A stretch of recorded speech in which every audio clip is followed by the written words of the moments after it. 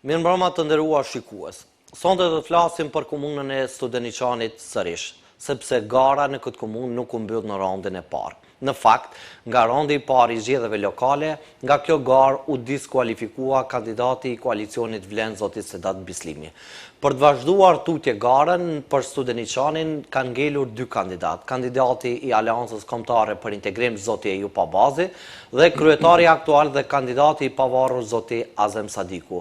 Për diskutuar më detajisht se sa janë të kënaqur nga rezultati I raundit të parë, cilat janë hapat në vijem dhe çfarë planifikojmë tutje për komunën e Studeniqanit, ne të ftuar në këtë panel apo në këtë përballje kishim dy kandidatët që janë në garë. Pra raundi I dytë I bashkon dy kandidatët, por ja që nuk arritëm që edhe kjo studio t'i gjej bashkë të dy kandidat për t'ja bërë më të lehtë qytetarëve që të vendosin se kush është në fakt kryetari më I mirë që do të udhëhiqte për 4 vitet e ardhshme komunën e Studeniqanit.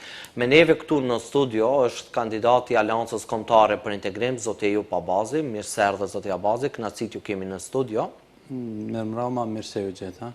Ndërkaq, afër zoti Abazi qëndron karriga e zbrazur, ku do duhet të ishte zoti Azem Sadiku, kryetari aktual dhe kandidati I pavarur për 4 vitet e ardhshme që garon në komunën e Studeniqanit, por deri në këtë moment ai ka refuzuar përballjen e tij. Por ne, për të qenë korrekt me zoti Sadiku, ne kemi vendosur karrigën dhe e presim në çdo moment bashkangjitjen e tij në këtë përballje nëse ndryshon mendje nga ai vendim që ka marrë për mos qenë këtu në këtë përballje. Ne po e fillojmë me ju, zoti Abazi, pikërisht për këtë çështje. Mungesën e zotit Sadiku në këtë përballje, pra që mund ta konsiderojmë si përballje finale për mi bë edhe më të lehtë qytetarëve Studeniqanit që ta zgjedhin se kush duhet të jetë prisi apo udhëheci I tyre në atë komunë. Këtë mungesë e cilësoni si frikë për të përballur me ju, apo në fakt është çështje krejtësisht tjetër subjektive? Unë mendoj se këtë çështje duhet t'ua lëm popullatës së komunës së Studeniqanit dhe ata të vlerësojnë se ikja nga kjo përballje përse është. Unë mendoj se popullata në veçanti në komunën e Studeniqanit është shumë e vetëdijshme dhe din të vlerësoj se kush janë ata të cilët I ikin debatit apo I friksohen përballjes dhe do t'u lam atyre që ata të vlerësojnë, kurse unë dua t'ju falenderoj juve si medium që organizuat këtë përballje, se fundja ne si kandidat kemi dalë për të mirën e qytetarëve dhe nëpërmjet dritares suaj ti prezantojmë idetë tona, projektet tona, vizionin ton për një komunë më të mirë, më të zhvilluar dhe që benefitin ta kenë vetë qytetarët. Andaj mendoj se nuk është në rregull që ne mos të ballafaqohemi dhe ne mos të ballafaqojmë argumentet njëri me tjetrin, pastaj t'ua lëm popullatës së komunës së Studeniqanit që ata të vendosin se kush duhet të prijë atyre për 4 vitet e ardhshme. Dakord, për të qenë korrekt edhe me juve zoti Abazi, edhe në informim të publikut kur ju ftuam juve në këtë përballje, pra pa kurfar hamendje ju pranuat dhe ishit të gatshëm për të përballur me kundër kandidatin tuaj, madje deklaruat që meze e presin një përballje të tillë, sepse nga gjithë fushatët zyrtare keni arritur pra ta keni vetëm një përballje me kundër kandidatin tuaj. Megjithatë, ne po kalojmë tek pjesa e tjetër e pyetjeve. Raundi I parë I zgjedhjeve lokale kaloi. Do të thotë ishte një parafushat që filluat shumë herët, vazhduat me fushatën zyrtare dhe nga ky rezultat aktual që tashmë është I qartë për shkak të numërimit të votave, sa jeni të kënaqur zoti Abazi nga rezultati që keni arritur ta merrni nga raundi I parë I zgjedhjeve lokale? Ne jemi shumë të kënaqur nga rezultati, pasi që shkojmë në raundin e dytë, por përveç asaj, ky rezultat, do të thotë, është arritur me një mund shumë të madh, me djers është arritur një rezultat pa përdorur asnjë formë të pushtetit, domethënë në komunën e Studeniqanit, dhe ky rezultat është fal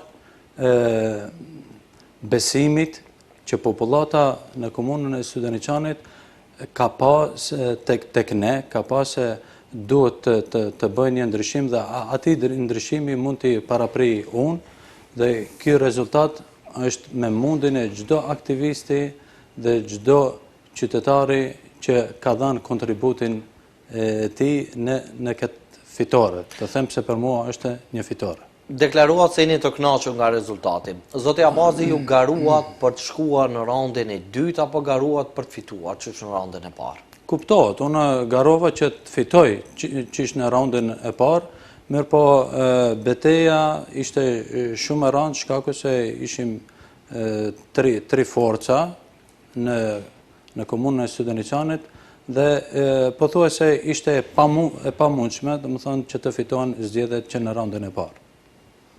Sa jeni të përgatitur? A keni akoma energji për të vazhduar tutje garën deri më 2 nëntor? Çka mendoni se cilat do t'jenë hapat tuaj në vijim, planet konkrete se si do të arrini ta kapitalizoni votën që ju nevojitet për të fituar në raundin e dytë? Tani mendoj se kemi shumë më lehtë për shkak se kemi më thonë vetëm 2 kandidat përballën dhe është më lehtë shkaku i asaj se kur ti marrësh shifrat apo numrat do të shofish se kundër kandidatit që është në epërsi janë një numër shumë i madh i votave, ajo tregon se ka pakënaqësi dhe popullata kërkon një menaxhim të ri në komunën e Studeniçanit dhe kështu që grumbullimi i atyre votave apo mbledhja edhe një tabori dhe tjetrit shifet se këtu ka hapësirë për të bashkëpunuar. Zoti Abazi, nga 17.946 votues që janë në komunën e Studeniçanit, në pjesëmarrje aktive në votim kanë marrë pjesë diku rreth 40% e banorëve të Studeniçanit. Zakonisht kur rritet numri i votuesve është pra një praktike pa shkruar, kur ka më shumë dalje në votime, flitet për një dëshpërim nga pushteti apo qeverisja që ekziston në komunën e Studeniçanit. Pra nëse flasim për një përqindje të votuesve, pra nën 50%, pra më pak se gjysma e qytetarëve kanë dalë për të votuar. A i bie kjo që qytetarët e Studeniçanit nuk janë të dëshpëruar nga pushteti aktual, apo në realitet flasim për një situatë ku qytetarët e Studeniçanit nuk kanë pasur një ofertë tjetër, apo nuk kanë pasur një ofertë tjetër më pozitive për dalë dhe për t'i motivuar që t'jenë pjesëmarrës në votime? Po kjo është pak relative, unë mendoj, shkaku se në disa vendbanime të komunës së Studeniçanit dalja është e lartë, por në disa vendbanime tjera është e ulët, kështu që ajo mesatarën e zbresin ato vendbanime në të cilat dalja është shumë e ulët, po gjithsesi se ka të bëjë me pakënaqësitë që ka popullata në komunën e Studeniçanit nga udhëheqësia aktuale, se si udhëhiqet komuna. Tani ata kanë shpresa, mirë po është kuptohet që ne ndoshta edhe nuk kemi arritë edhe aq shumë që para tyre të shpalosim ideët tona, kështu që domethënë tani prej raundit të parë deri në raundin e dytë, mendoj se do kemi kohë të mjaftueshme që ti tërheqim edhe ato vota pak që ose kanë qenë neutral, ose nuk kanë pat dëshirë që të dalin të votojnë. Kështu që ne do të mundohemi, domethënë që ta arrisim këtë cenzus që të jetë së paku mbi 50%. Gara në Studeniçan është shumë e qartë. Pra në gara aktualisht në raundin e dytë janë 2 kandidat. Kryetari aktuali i cili ka ushtruar 4 mandate dhe garon për mandatin e 5, dhe ju zoti Abazi si kandidat që punën e kandidimit nuk e bëni për herë të parë, pra keni qenë në garën vitin 2021, pra kanë përballë qytetarët një kandidat që ka ushtruar 4 mandate dhe një kandidat që pretendon për të udhëhequr 4 vitet e ardhshme. Në këtë drejtim, cili është mesazhi juaj për qytetarët që e kanë mbështetur në raundin e dytë zoti Azem Sadikun? A i shihni si votues potencial të juajit në raundin e dytë këta mbështetës që e kanë mbështetër zoti Azem Sadiku? Po, me siguri se po. Më thonë, mbështetësit e kundër kandidatit tim, unë pres që edhe ata të mendojnë, të japin përkraje, shkaku se kundër kandidati im, tani më 4 mandate është në komunën e Studeniçanit. Dhe ata të vlerësojnë mirë për punën e tij dhe të shohin, unë pres që ata të shohin, dhe më thonë, një dritë apo një shpresë se komuna e Studeniçanit mund të udhëhiqet ndryshe dhe mund të punohet ndryshe. Ata kanë një pasqyrë, kanë si të them, një fotografi të qartë se si është duke u punuar në komunën e Studeniçanit. Megjithatë që bëhen disa punë, por qytetarët dhe votuesit e kanë të qartë se para një muaj, para se dhe më thonë, kur u shpallën zgjedhjet dhe nga data e zgjedhjeve, nuk punohet vetëm se për të marrë votat nga qytetarët. Se qytetarët unë gjithmonë e përsëris dhe them se ata janë njerëz që kanë hallë dhe problemet e tyre. Nuk mund t'i shikojmë ne si politikan, ne nuk mund t'i shikojmë ata si vota. Si klientel. Si klientel, vetëm si votues. Për ata duhet të punohet vazhdimisht, permanent, dhe më thonë që nga dita e parë e mandatit dhe kur të vi puna një muaj para zgjedhjeve, ne si kandidat duhet të pushojmë në aspektin që ne duhet të dalim në mejdan dhe të masim forcat. Dhe jo të mundohemi një ditë, një natë para zgjedhjeve që ti manipulojmë qytetarët. Dakor. Zoti Abazi, ju nga kjo studio keni bërë 2 zotime publike. Me që e kalua testin e parë, tash jeni në raundin e dytë, gjasat për fitore sigurisht që janë afruar më shumë për dallim se sa kur ju kishim në herën e parë, sepse tashmë rezultati është më i qartë, edhe pse në këtë garë aktualisht në raundin e parë në përsi ka dalë zoti Sadiku, por edhe ju jeni në raundin e dytë. A i qëndroni pas atyre zotimeve, po filloj me zotimin e parë ku keni deklaruar që nëse në mandatin e parë nuk arrin ta rregulloni ujin e pishëm në fshatin Studeniçan, ju nuk do të kandidoni më, sepse është një praktika por rregull i pashkruar që secili kryetar komune që fiton një mandat domosdoshmërisht kandidon për të fituar edhe një mandat të dytë. A i qëndroni pas këtij zotimi që dhe në fakt, a është e realizueshme ai projekt, ai plani juaj që brenda 4 viteve të paktën fshatin Studeniçan ta furnizoni me ujë të pishëm?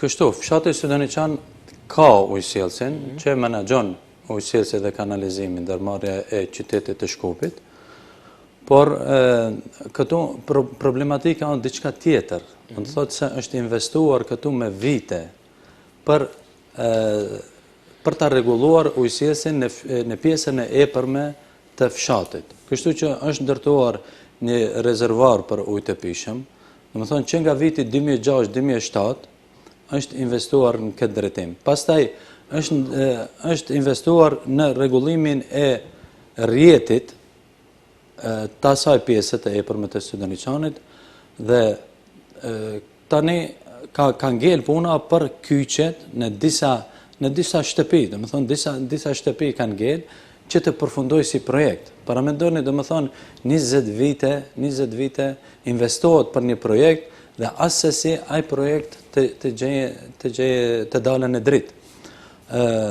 Por përveç asaj, ne ujësjellsin në Studeniçan e kemi që nga viti 74-75, dhe më thonë 1974-1975. Kështu që i ka bërë 50 vite. Ato gypa. Dhe ato gypa janë prej azbestit, prej një materiali që i ka në shpallë kancerogen, që janë të dëmshme për shëndetin e njerëzve. Kurse paralelisht shkon linja apo gypa tjerë të cilat janë me standarde moderne, me standarde të reja që janë domethënë për ujësillësin në fshatin Studeniçan. Dhe kështu që sa herë që plasin ato gypa, dëmtohet edhe rruga, është rruga 1 dhe rruga 2. Sikur ta shihni se sa është dëmtuar ajo rrugë, se unë kaloj në atë rrugë për çdo ditë. Dhe aq shumë që dëmtohet, ka edhe është intervenu pastaj. Domethënë u ka kushtuar qytetarëve që për atë rrugë janë dhënë shumë para, janë dhënë buxhetit të komunës i ka kushtuar. Sikur t'ishte punuar si duhet, do të thotë në vend se të investohet, në vend se të ndërtohet ajo rrugë, do ndërtoheshe dikun tjetër. Pra vlerësoni që nuk ka qenë menaxhimi i dur. Me siguri se nuk ka qenë menaxhimi i dur, dhe tani intervenohet në të njëjtën rrugë, me remetohet të njëjta rrugë disa herë. Qoftë rruga 1, qoftë rruga 2, dhe përsëri është shumë e vështirë për ta kaluar atë rrugë. Qytetarëve u ka kushtuar pastaj edhe në xhep për shkak se makinat e tyre janë dëmtuar. Unë tani nëse nuk arri, domethënë mandatin tim, këtë çështje ta mbylli, unë nuk kam se çka të dalë pastaj përsëri pas 4 viteve edhe t'ju tham qytetarëve se më jepni edhe 4 vite se të arsjetohem jo ujësillësi e ka fajin, jo qyteti i Shkupit e ka fajin, jo dikush tjetër, dhe nga ana tjetër mua të gjithë më njohin se unë fjalën që e jap edhe e mbaj. Për atë as pak mos kenë dyshim qytetarët se unë pas 4 viteve nuk jam politikan i tillë që sot premtoj diçka, nesër e harroj. Sikurse që ndodh me udhëheqësinë aktuale në komunë, që në vitin 2013 premton diçka, në vitin 2017 të njëjtën, 2021 të njëjtën, ja këtu po e përmend shkollën e mesme në Studeniçan. Premtohet para qytetarëve 2013, vin 2017 përsëri premtohet, vin 2021 përsëri premtohet. Dhe as pak përgjegjësi mos mbajmë për këto fjalë. Mendoj se qytetarët do ta vlerësojnë këtë çështje. Një prej zotimeve tjera ju nga kjo studio dhatë edhe një zotim tjetër që pasaj morim pas edhe jehon që në fakt në realitet janë të pakt kandidatët cilët garojnë edhe në të vërtet hynë në garë për të fituar dhe japin zotimet të kësaj natyre që heqin dorë nga privilegjet që ofron pushteti lokal, po edhe nëse flasim edhe pushtetin qendror. Ka edhe prej atyre që kanë dhënë zotimet të tilla, po në mesin e tyre keni qenë edhe ju zoti Abazi ku keni deklaruar që derisa nuk rregulloni transportin publik të nxënësve, ju nuk do ta përdorni veturën zyrtare të komunës. Nëse kuptohet do ta merrni besimin e nevojshëm të qytetarëve për të qenë ju kryetar komune. Tani më që jeni në raundin e dytë, gjasat për fituar ose për mos fituar janë afruar edhe më shumë. A i qëndroni akoma pas këtij zotimi, zoti Abazi? Nuk ndryshoj nga fjala që e them. As pak. Vlerësoni që mungesa transporti publik për nxënësit në Studeniçan është një problem? Është çështje shumë jetike për banorët e Studeniçanit në veçantë, sepse unë e përmenda edhe herën e kaluar, do të thotë se ne është zgjeruar shumë fshati, është zgjeruar fshati Studeniçan, Batinca, Moranas, dhe shkolla në Studeniçan ka ngel lart në pikën më të lartë të fshatit, kurse banorët janë shpërngulur, një pjesë e banorëve janë shpërngulur poshtë dhe shkolla ka ngel dikundi 3 kilometra larg fëmijëve. Dhe paramendoni, fëmijë të klasës së parë me 6 vjet duhet të ecin 3 kilometra, po përveç asaj deri te qendra e fshatit është kështu rrafsht të them. Mirë, po pastaj është përpjet që me të vërtetë është lodhje, sepse unë kam punuar edhe në shkollë dhe di që kur bënshin kontrollimet sistematike, gati se çdo i dyti, i treti fëmijë kishte problem, do të thonë me shpinën apo me boshtin kurrizor, se bën shtrembrime duke ata mbajnë një çantë të rëndë, po përveç kësaj unë jetoj këtu, për fat mirë që jetoj afër shkollës dhe unë e kaloj atë rrugë çdo ditë, besoj në Abedin se më vjen gjuna kur i shoh në kushte të rënda, në kushte kur bie shi, borë tani kur do ftohet shumë. Pra e bashkë përjetoni atë problematikë. Po, bashkë përjetoj me ata fëmijë dhe unë nuk e di se si mund ta ndjej veten unë në makinë zyrtare me klimatizim, me komoditet dhe unë të lëviz nga ajo rrugë kurse të shoh fëmijët e Studeniçanit teksa ecin kam të lagur me libra, me çantën në shpinë edhe duke kalu nga ajo rrugë.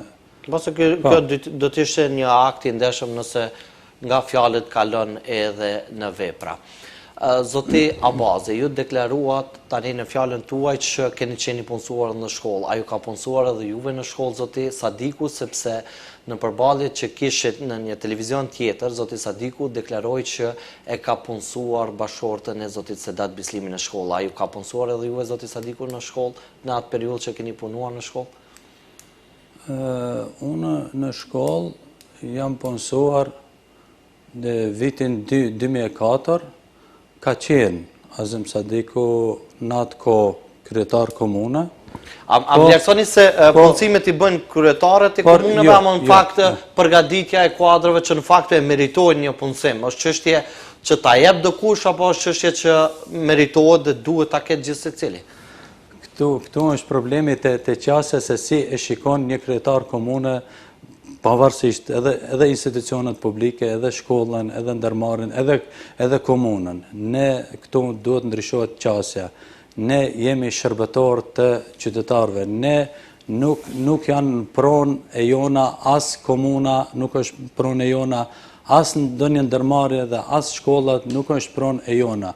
Mund ta punësosh një njeri dhe mund t'i thuash se unë të kam punësuar nëse ki kompani private apo në shtëpinë tënde.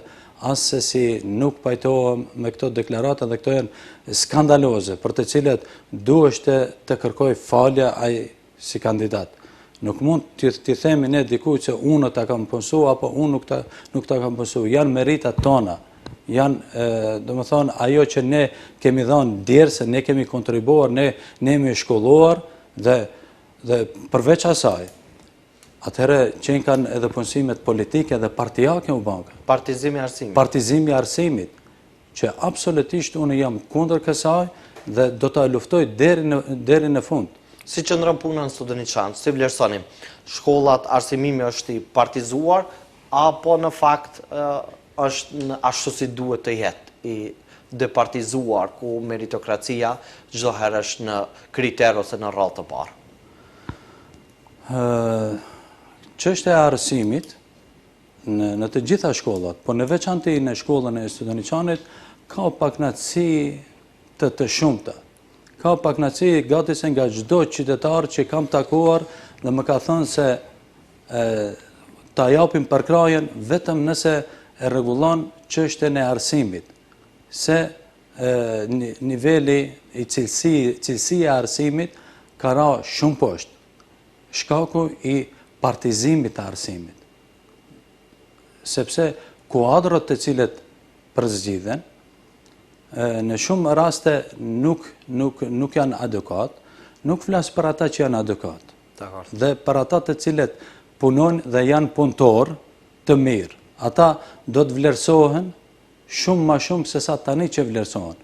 Flas për ata të cilet nuk e kanë vendin në arsim, ose nuk janë adekuat. Po nuk guxon as drejtori i shkollës, as kryetari i komunës me një telefonat të merr dikun dhe ta punëson në shkollë. Po do të ketë Filtrat, kriteriumet të cilat janë të A përcaktuara ka sipas raste të ligjit. tilla në Studeniçan ku punësimet në shkolla bëhen përmes telefonatave, zoti Abazi? Po, sipas informacioneve që kam unë,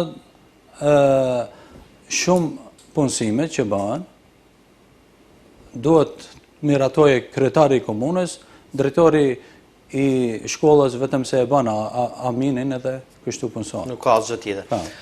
Çfarë premtonin këtë drejtim zoti Abazi? Nëse ju do të zgjidheni për kryetar komune në Studeniçan, si do të ndikoni për ta departizuar arsimimin? Pra, keni ndonjë plan konkret si është për juve mundur që nëse kemi vetëm raste të tilla për cilat ju po i denonconi, si do të veproni me këta që aktualisht janë punësuar? Kështu, do të thotë se rregullimi i kësaj çështje do të bëhet sipas ligjit dhe strikt do të zbatohen kriteriumet apo kushtet të cilet janë të përcaktuara me ligj. Dhe unë e përmenda edhe në një rast tjetër se politika sa më larg të jetë nga institucionet arsimore. Menaxhimi i shkollës që do të bëhet nga X personi, kushdo që të jetë, ne vetëm se do të kërkojmë që ta zbatoj ligjin. Dhe sipas atyre kriteriumeve, ai që i plotson kushtet, pavarësisht se kush është, atij le t'i jepet mundësia. Dhe jo të plotson vendet e punës me persona jo adekuat, që nuk i takojnë atij shembull një arsimtar i cili nuk i plotson kushtet, ai të jep arsim për ndonjë lëndë përkatës. Sepse kjo ndikon negativisht në brezat që vijnë, mbesin me arsimim të cunguar apo të pjesshëm. Në këtë drejtim, zoti Abazi, ju keni pasur takime edhe me qytetarët, e keni përsëritur e keni thënë edhe nga kjo studio, por me që kemi një diferencë kohore për t'ia friskuar kujtesën qytetarëve të Studeniçanit, cilat janë prioritetet tuaja kryesore që do të veproni në komunën e Studeniçanit për sa të merrni mandatin tuaj, nëse qytetarët do t'ua japin besimin e nevojshëm. Prioritetet kryesore janë ato të cilat i kemi theksuar edhe në programin zgjedhore. Numër 1 është uji i pishëm për të gjitha vendbanimet. Për fat keq, do të thotë ne edhe në këtë rast, apo në këtë kohë, në këtë periudhë, duhet të bisedojmë për ujin e pishëm në komunën e Studeniçanit pas 4 mandateve, ne ende bisedojmë për ujë të pishëm. Kështu që ne e kemi vendosur si pikë të parë këtë çështje dhe dëshirojmë që të përfundojmë problemin me ujë të pishëm, duke filluar këto atë që theksova edhe më lart në fshatin Studeniçan, pastaj në fshatin Kuliçani i Poshtëm, në Draçavic dhe në disa mahalla apo në disa lagje të fshatit Batenc ku kanë probleme me ujë të pishëm. Ky do të ishte prioriteti kryesor për në mandatin e ardhshëm. Pastaj kuptohet se infrastruktura rrugore, aty vendbanimet Studeniçan Moran dhe Batinc ku janë zgjeruar, ku nuk kanë infrastrukturë të asnjë lloji, nuk kanë as ujësjellës, as kanalizim, nuk kanë as rrugë, as ndriçim.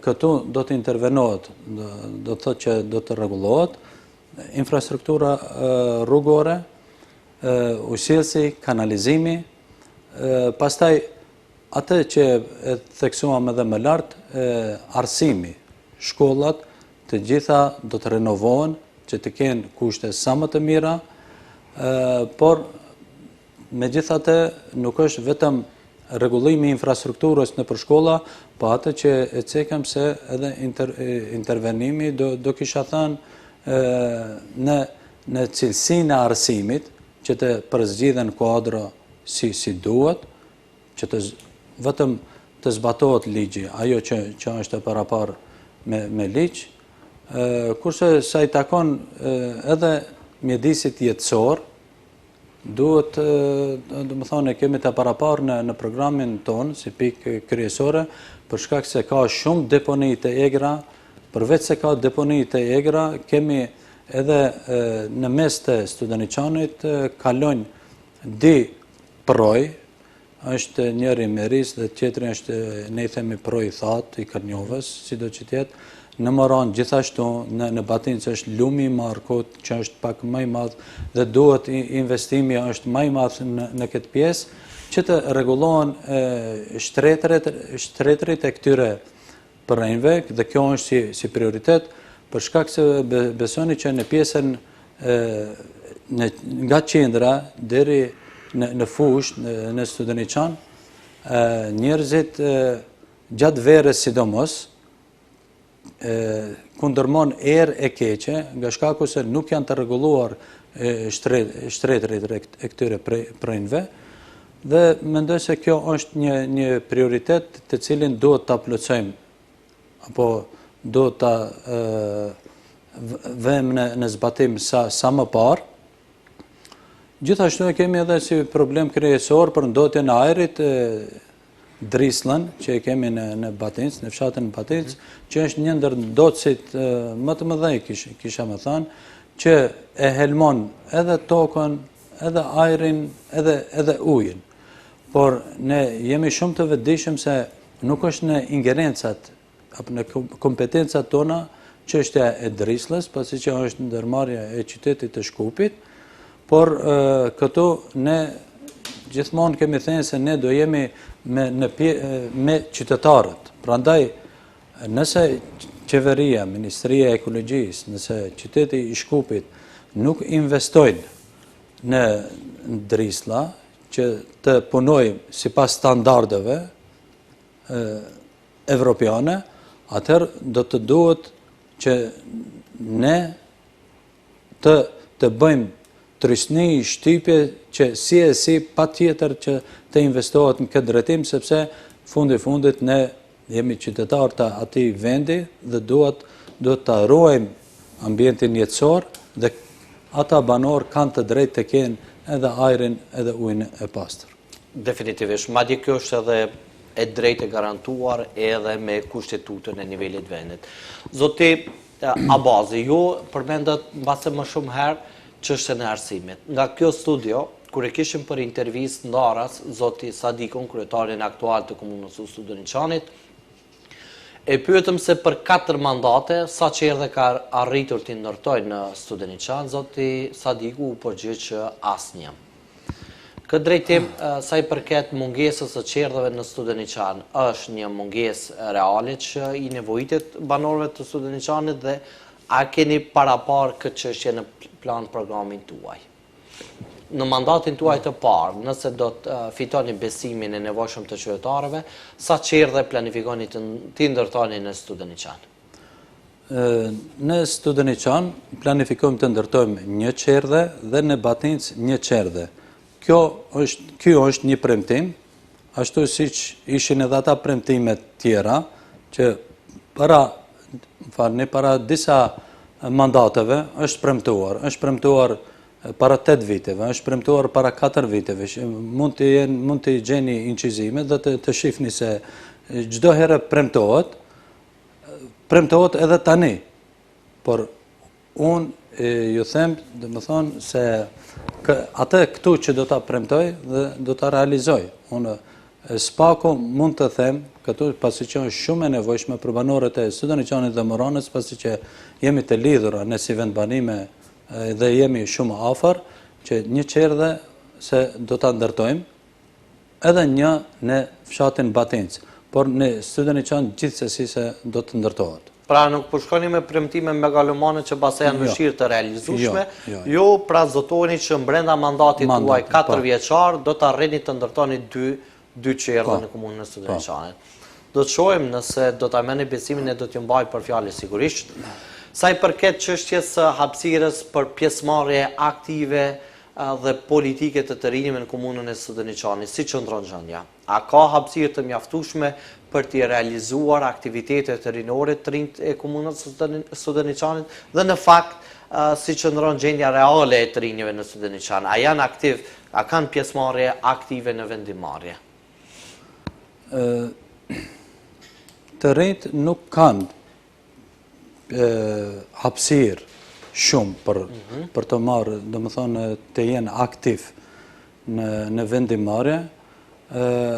Kështu që unë në programin zgjedhor e kam të paraparë që të kemi një qendër rinore, një qendër për të ri. Mbase kjo është nevojë që secila komunë ta ketë. Po, një qendër për të ri, të cilët ata do të zhvillojnë aktivitetet e tyre, pa marrë parasysh cilët aktivitetet, qofshin kulturore, qofshin politike, qofshin shkencore, çfarë do që të jenë ata, mirë po të kenë një hapësirë dhe të kenë mundësi që rinia sa më shumë të angazhohet, se për fat të keq kohëve të fundit do thotë ne rinin e shohim më shumë në për kafene, në për çajtore, nga shkaku se atyre ju mungon një hapësirë ku ato do të organizohen dhe do të kenë mundësi që ata të organizojnë, të bëjnë organizime të ndryshme, tribunat të ndryshme.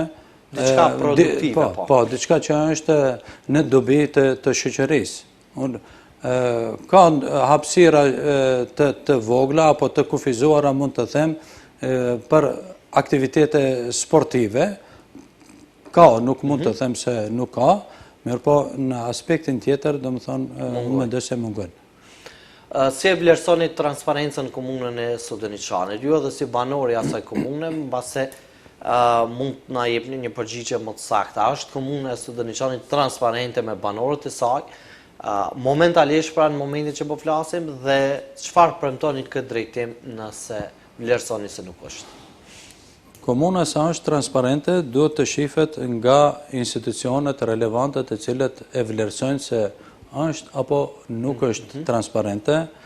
Ka institucione apo shtëpi të cilët merren me këtë çështje dhe bën vlerësimin e transparencës së komunës së Studeniçanit.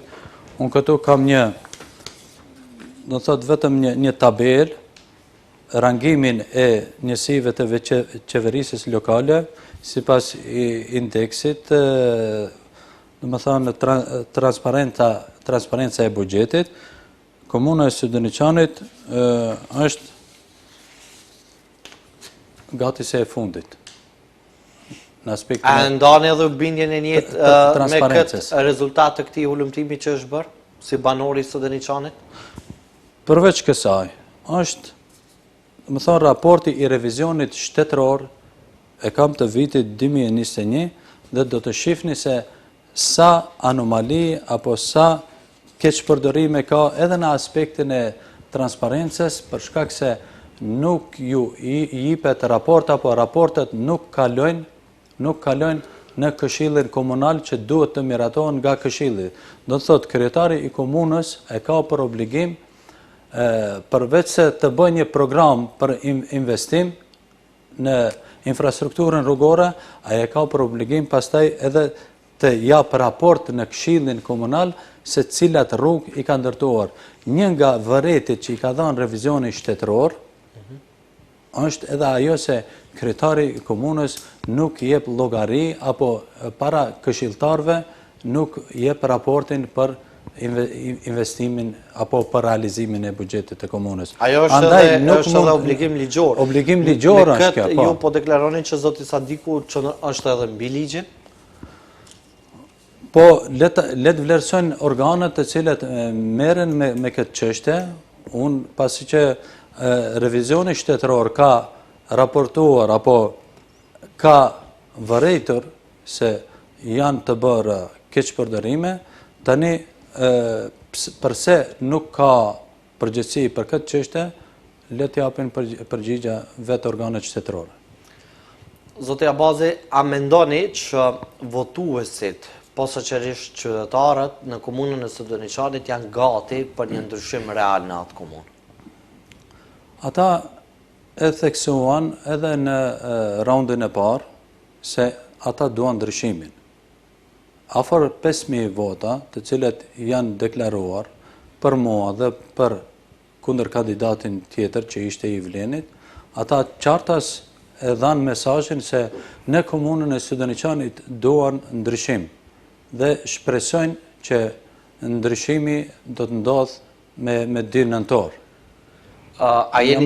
Zoti Abazi, a jeni takuar me zoti Bislimin pas përfundimit të raundit të parë të zgjedhjeve lokale? Akoma nuk jemi takuar, vetëm se kam komunikuar, më thonë, një telefonat që i kam dhënë kështu kur ajo vullnet se duhet të vazhdoj se zgjedhjet pa marrë parasysh rezultatit ato kalojnë, jeta vazhdon, ai edhe si kandidat ishte i mirë në këto zgjedhje, u tregua se arriti një numër të madh të votave, kështu që mbase këtë ngushëllimi ja keni dhënë edhe nga mësimi që keni marrë vitin 2021, sepse edhe ju nuk patët fatin të fitoni atë kohë. Po, pikërisht ashtu, i thash edhe unë se para 4 viteve isha unë, po ja që erdhi momenti përsëri unë të rikandidohem, edhe me t'jesh afër fitores, edhe jo afër, po shumë jam i bindur se do të fitoj. Edhe shumë jam i sigurt. Nga ku buron kjo bindje, zoti Abazi? Nga fakti që keni komunikim dhe duket nga fakti që ekziston komunikimi, keni edhe lidhje të afërta me zotin Bislimin, tani shpresën e keni tek votat e zotit Bislimi, apo tek kjo periudhë kohore që do ta shfrytëzoni maksimalisht për t'i bindur ata qytetarë që nuk ju bindën në rrethin e parë? Kjo vjen nga ajo se unë, atë që e thatë ju, se kjo periudhë ardhshme tani që na ka ngelur, ne me çdo kusht, me mishe me shpirt, do mundohemi që t'i bindim votuesit, qytetarët e komunës së Studeniçanit, se kanë mundësin të na përkrajnë dhe ta bëjmë ndryshimin. Kjo është një, dhe dyta, atë që e theksova më lartë se ata vota, apo ato votues që ishin në raundin e parë, ata janë vetëm se janë deklaruar se nuk janë për këtë udhëheqësi aktuale. Dhe unë mendoj se shumë natyrshëm ata do të më përkrajnë mua dhe do të ndodhë fitoria e madhe. Duke pas parasysh edhe çarje në nivel qendror mes koalicionit Aleanca Kombëtare për Integrim dhe koalicionit Vlen, a mendoni ju që ky dallim mes 2 koalicioneve do të transmetohet edhe do të ndikojë edhe në nivel lokal, sepse realisht në bashkëpunimet në nivel lokal dëshmon praktika edhe në shtetin e Kosovës, po edhe në shtetin tonë që edhe pse partitë politike në nivel qendror kanë ndarje shumë të thella dhe të theksuara, kur vihet çështja në nivel lokal, zakonisht pushteti lokal që ti ka përcej ose ti te kaloj ato dallime partijake dhe të bashkëpunojnë 2 kundërshtar politik që vijnë nga pushteti qendror. Tani ju në këtë situatë cilën ndodheni ju aktualisht, vlerësoni se ndarja mes AKI-s dhe Vlenit në nivel qendror do të transmetohet edhe në Studeniçan, apo befasia e këtyre zgjedhjeve të raundit 2 do të jetë pikërisht Studeniçani, sepse do të arritni ta bindni edhe votuesin e Vlenit që duhet të jetë përkrah ju? Kjo ndarje dikundi edhe ka bashkëpunim, përveç se ka ndarje në aspektin thonë përgjithshëm në aspektin qendror mes Vlenit dhe AKI-s, në disa komuna të cilat kanë ngel me VMRO-n si kundër kandidat, që ka Vleni, është njëra prej tyre sa e di Bërvenica dhe Dollneni, kështu që aty bashkëpunimi është i pashmangshëm. I natyrshëm. I natyrshëm, po bashkëpunimi. Në rastin e komunës së Studeniçanit, atë që e theksuat ju, se luan rol kandidati, dhe mendoj se në këtë rast, ne as pak nuk kemi pas ndonjë kështu, si të them, kacafytje, apo mos pajtime të mëdha, se ne jemi të politikave, kemi politika të ndryshme, mirë po me kandidatin e Vlenit. Vlerësoni se jeni në paqe totale?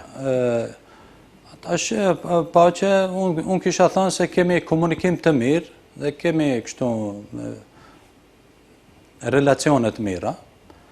Edhe mendoj se në komunën e Studeniqanit do ndikoj më shumë sikur se në vendet tjera, në aspektin lokal, pa marrë parasysh se në aspektin qendror ka ndarjen mes Vlenit dhe AKI-s, nuk do reflektojnë shumë. Edhe nëse reflektojnë shumë pak, do ketë ndikim, sepse ne aty më së miri njihemi njëri me tjetrin. Dakor.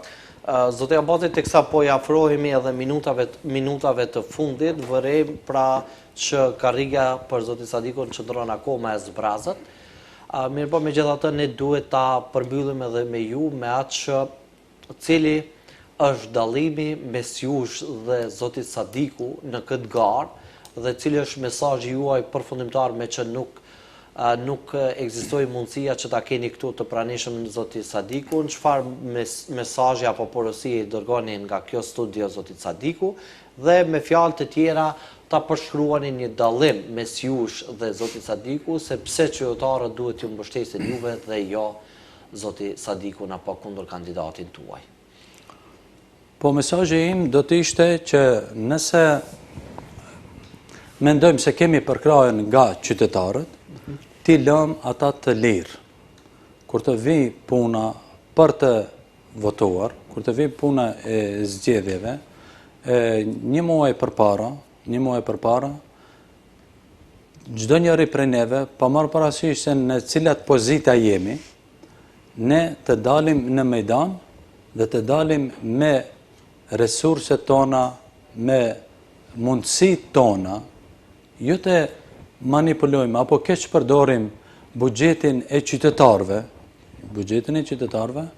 nëse ja merr mendja se e ka përkrahjen e qytetarëve, popullatës, le t'ia vendon çelësin komunës, figurativisht këtë them, kushtimisht, se jo çelësi nuk i vendohet komunës, por e kam qëllimin se prej momentit që është fushata zgjedhore dhe 20 ditë le të dalë kjo vlen për të gjithë kandidatët. Dhe të shikojmë punët të cilët kemi bërë 3 vjet e 11 muaj. Do të thonë tani atë pjesën se cilën është dallimi, unë edhe këtu përsëri jap premtim se unë do të punoj 3 vjet e 11 muaj. Kur do vijë puna e fushatës, unë vetëm se do të dalë dhe do të shikoj punët të cilat i kam bë dhe do t'i lënë qytetarët lirë, ata të vlerësojnë. Unë nuk mund natën e zgjedhjeve të shkoj qytetarëve para derës, të shtroj bekatonka ose të shtroj asfalt edhe në mbrëmje. Se nuk del koha më atë. Tani, shifet, do të thonë, është mbuluar Studeniqani atje me maqina që punojnë. Kjo nuk është garë ferë. Garë ferë do të ishte që dalim të dy bashk, apo 3-4 sa do jenë kandidat, dhe të jemi të barabartë. Mos përdorim, apo mos keq përdorim parate qytetarëve, se fundja, ata janë parate të qytetarëve. Unë jam dëshmitar se në disa vende janë dërguar bekatonka para ndonjë rrugic apo në ndonjë mahall, ditën kur kanë mbaruar zgjedhjet, pastaj kanë shkuar i kanë marrë. Kjo është një manipulim shumë i ulët. Dakor, zotë Abazi, ne në interes kohës këtu duhet ta përmbyllim, juve ju urojmë suksese në garë dhe mbetet të ndjekim tutje fushatën, këtë fazën e fundit fushatës tuaje, që pasaj nëse do të merrni besimin e nevojshëm, ne do t'ju qëndrojmë pas në kërkimin e llogarisë për zotimet që keni dhënë edhe nga kjo studio, po edhe ku do t'jetër publikisht se do t'i qëndroni pas apo do t'i anashkaloni.